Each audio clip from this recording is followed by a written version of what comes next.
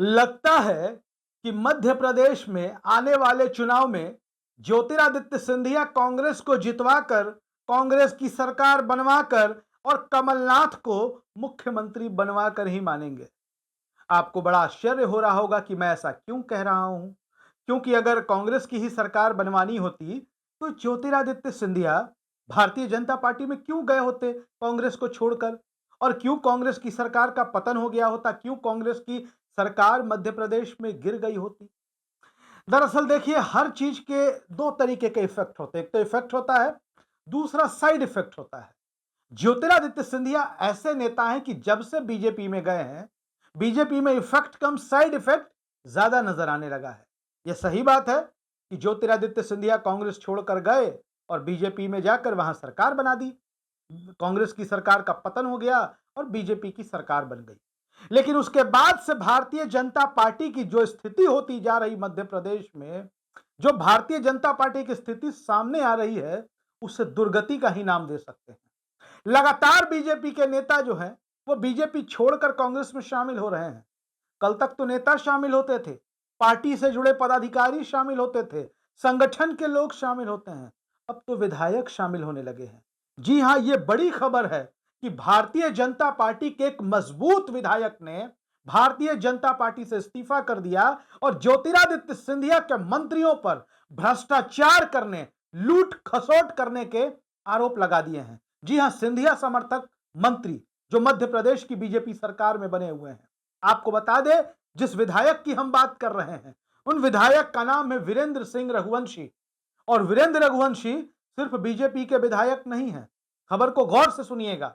वो सिर्फ बीजेपी के विधायक नहीं है, बल्कि अखिल भारतीय रघुवंशी क्षत्रिय महासभा के प्रदेश अध्यक्ष हैं। और मध्य प्रदेश में जो रघुवंशी क्षत्रिय समाज है, उनकी बड़ी आबादी है और उन पर बड़ा प्रभाव है वीरेंद्र रघुवंशी का। और वीरेंद्र रघुवंशी की वजह से ये वोट बीजेपी के साथ जाता था। और शिवपुरी जिले की कोलारस विधानसभा सीट से विधायक थे। शिवपुरी जिले की कोलारस विधानसभा सीट से विधायक हैं वीरेंद्र रघुवंशी।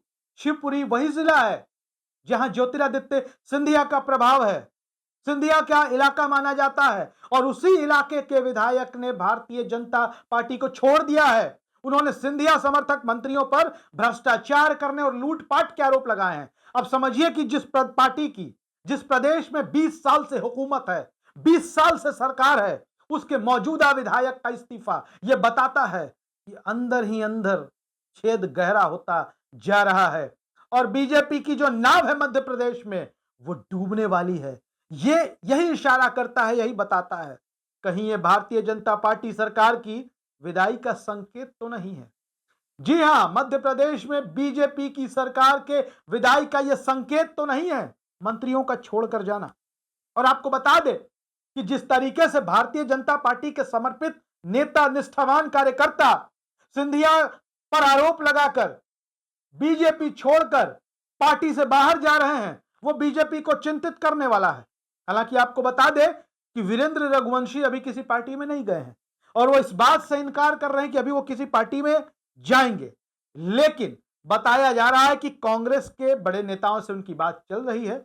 भविष्य में वो कांग्रेस में शामिल हो सकते हैं और शिवपुरी से ही वो कांग्रेस के टिकट पर चुनाव लड़ सकते हैं। और आपको बता दें कि जिन मंत्रियों पर आरोप वीरेंद्र सिंह रघुवंशी ने लगाए हैं, उन मंत्रियों में प्रद्युम्न सिंह तोमर, सिंधिया समर्थक, महेंद्र सिंह सिसोदिया, ये भी मंत्री हैं, सिंधिया समर्थक, इन पर गंभीर आरोप लगा दिए हैं। इसके बाद मध्य प्रदेश की सियासत में गर्माहट आ गई है। चलिए, ये तो हो गई खबर वीरेंद्र रघुवंशी की, लेकिन मध्य प्रदेश के ताजा राजनीतिक हालात क्या हैं? कांग्रेस मध्य प्रदेश में एकजुट होकर चुनाव लड़ रही है और कांग्रेस की तैयारियां पिछले 1 साल से मध्य प्रदेश में जारी है। पिछले 1 साल से मध्य प्रदेश में कांग्रेस चुनावी तैयारियों में जुटी हुई है और हर हाल में मध्य प्रदेश में कांग्रेस अपनी सरकार बनाने की कोशिश कर रही है।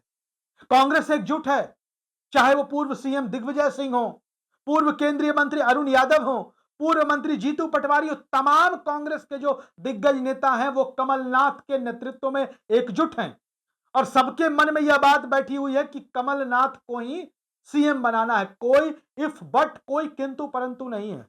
राहुल गांधी दावा कर चुके हैं कि 150 सीटें हम मध्य प्रदेश में जीतेंगे। मध्य प्रदेश की विधानसभा में 230 सीटें हैं। सरकार बनाने के लिए 116 विधायकों की जरूरत है और राहुल गांधी का दावा है कि 150 सीटें यानी कि प्रचंड बहुमत, पूर्ण बहुमत। 2018 में जब विधानसभा के चुनाव हुए थे तो सरकार कांग्रेस की ही बनी थी। मध्य प्रदेश की जनता ने बीजेपी को सत्ता से उखाड़ फेंका था, उनके 15 साल के शासन को, और कांग्रेस में शासन में आने का जनादेश सौंपा था। लेकिन कुछ लोगों ने जनादेश के साथ खिलवाड़ किया, भारतीय जनता पार्टी के साथ चले गए। सिंधिया उनका नाम है। हम इसीलिए कह रहे हैं कि ज्योतिरादित्य सिंधिया के आने के बाद जो बड़ी तादाद में बीजेपी के नेता कांग्रेस में शामिल हो रहे हैं, विधायक शामिल हो रहे हैं, कोई 500 गाड़ियों के साथ, कोई 1000 गाड़ियों के साथ, कोई 1500 गाड़ियों के साथ जो शक्ति प्रदर्शन हो रहा है, उससे साफ पता चलता है कि मध्य प्रदेश में ज्योतिरादित्य सिंधिया काफी हैं। बीजेपी की लुटिया डुबाने के लिए भी, कांग्रेस की सरकार बनाने के लिए भी और कमलनाथ को मुख्यमंत्री बनाने के लिए भी। आप क्या सोचते हैं मध्य प्रदेश की सियासत पर? कमेंट बॉक्स में जरूर लिखिए। वीडियो अच्छा लगे शेयर करिए, हमारे यूट्यूब चैनल को सब्सक्राइब करिए, हमें फेसबुक पर देख रहे हैं तो हमारे पेज को लाइक और फॉलो करना ना भूलें। धन्यवाद।